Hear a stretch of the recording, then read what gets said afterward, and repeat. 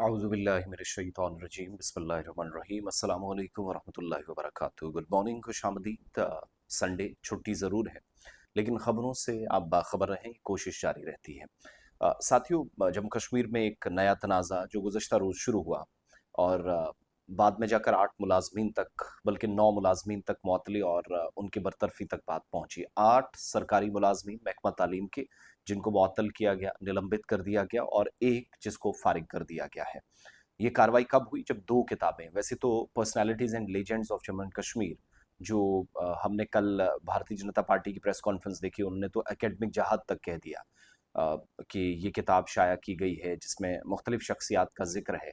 लेकिन चंद बातें जब मैंने सरकार का जो ऑर्डर जारी हुआ जिसमें तहकीकात का भी हुक्म दिया गया है, उसकी बातें, एक तो ये सरकार खुद कन्फर्म कर रही है कि एजुकेशन मिनिस्ट्री की सरपरस्ती में समग्र शिक्षा स्कीम काम करती है और उसके तहत जम्मू कश्मीर की लाइब्रेरीज में ये मुतनाज़ा किताब या कंट्रोवर्शियल किताबें हैं। इसमें 8 एम्प्लॉयज़ को सस्पेंड किया गया और एक कॉन्ट्रेक्चुअल कंप्यूटर असिस्टेंट है, इसको फारिग किया गया। जो ऑथर्स हैं, पब्लिशर्स हैं, इनको ब्लैक लिस्ट करना पड़ा है। लेफ्टिनेंट गवर्नर इंतजामिया की तरफ से जब ऑर्डर्स आए तो तहकीकात मजीद आगे बढ़ी है। स्कूल एजुकेशन के कमिश्नर सेक्रेटरी राम निवास शर्मा की तरफ से इस सिलसिले में ऑर्डर्स भी जारी किए गए हैं। जिन मुलाजमीन को सस्पेंड किया गया है, समग्र शिक्षा के library coordinator Fazil Imran Siddiqui, assistant coordinator Gurjeet Singh, government higher secondary school Kore Pannu Kathua के प्रिंसिपल संजीव शर्मा, SCRT जम्मू के एकेडमिक ऑफिसर शाजिया कौसर और 4 लेक्चरर्स। इसके अलावा इम्तियाज अहमद मीर, निरंजन शर्मा, रेनू मेंगी और राज मोहनी ये शामिल हैं। लाइब्रेरी कोऑर्डिनेटर की मुआवनत के तौर पर कॉन्ट्रेक्चुअल जो कंप्यूटर असिस्टेंट थे शेख सुहेल अहमद, इनको फौरी तौर पर मुलाजमत से फारिग कर दिया गया, इनका कॉन्ट्रैक्ट खत्म कर दिया गया है। इसके अलावा LG ने इस मामले की तहकीकात का भी ऑर्डर दिया है और financial commissioner additional chief secretary Ashwini Kumar हैं, IAS हैं, उनकी सरबराही में इंक्वायरी की डायरेक्शंस दी गई हैं। जनरल एडमिनिस्ट्रेशन डिपार्टमेंट में एडिशनल सेक्रेटरी के तौर पर तैनात जो GKS ऑफिसर हैं रोहित शर्मा, इस मामले में प्रेजेंटिंग ऑफिसर बनाए गए हैं। सरकार ने एक तो personalities and Jammu and Kashmir, personalities and legends of JNK और great personalities of Jammu and Kashmir के उन्वान से ये जो 2 किताबें शाया हुई थी, दोनों किताबें सरकार ने वापस ले ली हैं, इंक्वायरी के ऑर्डर्स दिए गए हैं। और वजारत तालीम की सरपरस्ती में ये जो समग्र शिक्षा स्कीम है, इसके तहत जम्मू कश्मीर की लाइब्रेरियों में हजारों की तादाद में कॉपीज पहुंची थी, जो इस ऑर्डर में मेंशन है, मैं उस पर भी आऊंगा। लेकिन जम्मू कश्मीर की अहम तरीन शख्सियात या personalities and legends of Jammu and Kashmir, एक तो ये किताब जो कल सुर्खियों में आई तो काफ़ी इस पर तनाज़ा शुरू हुआ, फिर great personalities of Jammu and Kashmir, और बीजेपी ने जब एतराज़ जाहिर किया तो उन्होंने एकेडमिक जहाद तक है। बहरहाल वो उनकी अपनी सोच है और वो इस सोच के तहत सरकारें भी बनाते रहे, उससे फ़र्क नहीं पड़ता। लेकिन जो किताब है इसमें साबिक अलहद की पसंद लीडर सैयद अली शेख गिलानी साहब का नाम है, कत्ल की सज़ा में फांसी की सज़ा पा चुके मकबूल भट्ट का नाम इसमें था, जिनको शहीद मकबूल भट्ट के उन्वान से वहाँ लिखा गया। मीर वाइज कश्मीर मौलवी मोहम्मद उमर फारूक साहब इसमें है, डॉक्टर उमर फारूक साहब का जिक्र इसमें है और जेल में बंद शबीर शाह साहब का भी मुख्तसर जिक्र है, जो सरकार भी कह रही है। लेकिन जब सस्पेंशंस हुए हैं तो 2 चीज़ें याद रखिएगा। सरकार का जो ऑर्डर है, order number 257 JK education of 26, जो 4 जुलाई को आया, इसमें इसके मुताबिक 18,328 कॉपियां सरकारी स्कूलों में और 394 PM श्री स्कूल्स में, जो मुख्तलिफ जगहों पर ये किताबें पहुंचा दी गई थी।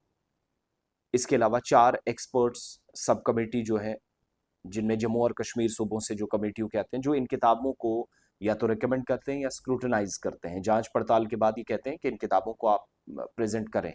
कमेटी ने 463 किताबें जो हैं वो सिलेक्ट की और 364 पब्लिशर्स की तरफ से ये किताबें इनके सामने जो है वो सबमिट की गई थी।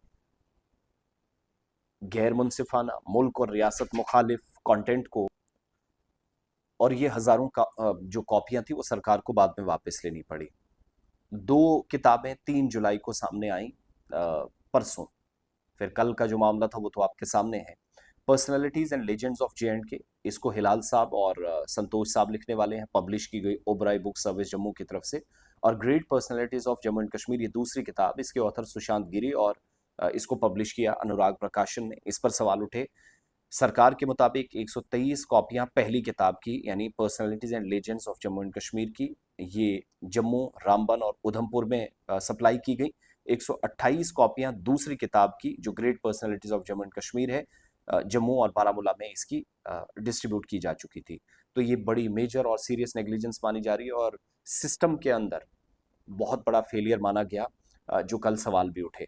लेकिन ये किताबों पर बैन लगना और किताबों की वजह से मुलाजमीन पर पाबंदी लगना, पब्लिशर्स को ब्लैकलिस्ट करना, मुसन्निफिन को ब्लैकलिस्ट करना, ये कोई नई बात नहीं है। साल 2024-25 में आपको याद होगा 25 किताबें वजारत दाखिला ने, जिनमें ऐसा कंटेंट था जिसमें नैरेटिव बिल्ड किया गया था कि सब गलतियां भारत सरकार की हैं, वजारत दाखिला ने उन किताबों पर पाबंदी आयद की, जिसमें बड़े अहम तरीन शख्सियात, कई मुसन्निफिन जो सहाफ़ी थे, उन्होंने अपना तज्जिया ज़ाती तौर पर जो मुशाहिदा अपनी ज़िंदगी में किया था वो तजर्बा भी शेयर किया था।